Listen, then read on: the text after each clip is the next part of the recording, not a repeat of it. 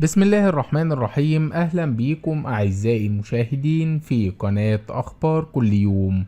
هنقدم ليكم أسعار اليورو في البنوك المصرية النهاردة الجمعة 21/7/2023 وإليكم الأسعار.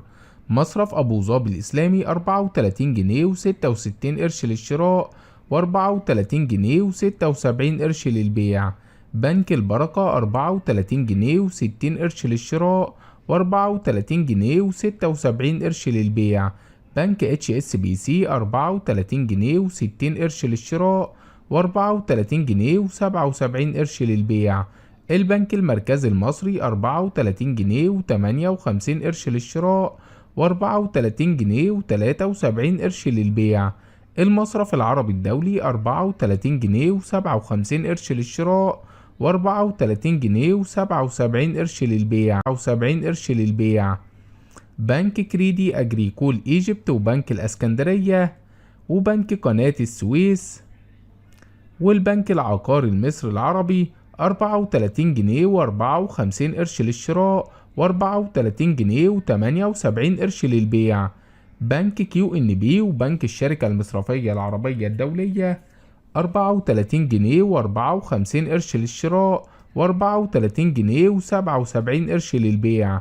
البنك التجاري الدولي 34 جنيه و54 قرش للشراء و34 جنيه و79 قرش للبيع.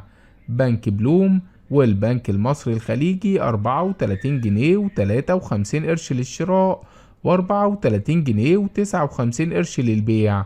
البنك الأهلي الكويتي 34 جنيه و50 قرش للشراء و34 جنيه و78 قرش للبيع.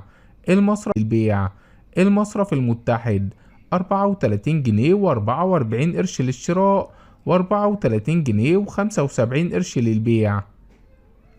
بنك مصر والبنك الأهلي اليوناني 34 جنيه و43 قرش للشراء و34 جنيه و66 قرش للبيع. بنك التنمية الصناعية 34 جنيه و43 قرش للشراء و34 جنيه و67 قرش للبيع. البنك الأهلي المصري 34 جنيه و40 قرش للشراء و34 جنيه و67 قرش للبيع. بنك الكويت الوطني 34 جنيه و36 قرش للشراء و34 جنيه و67 قرش للبيع.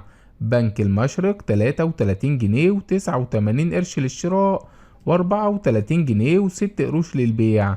ماد بنك 33 جنيه و25 قرش للشراء و33 جنيه و61 قرش للبيع.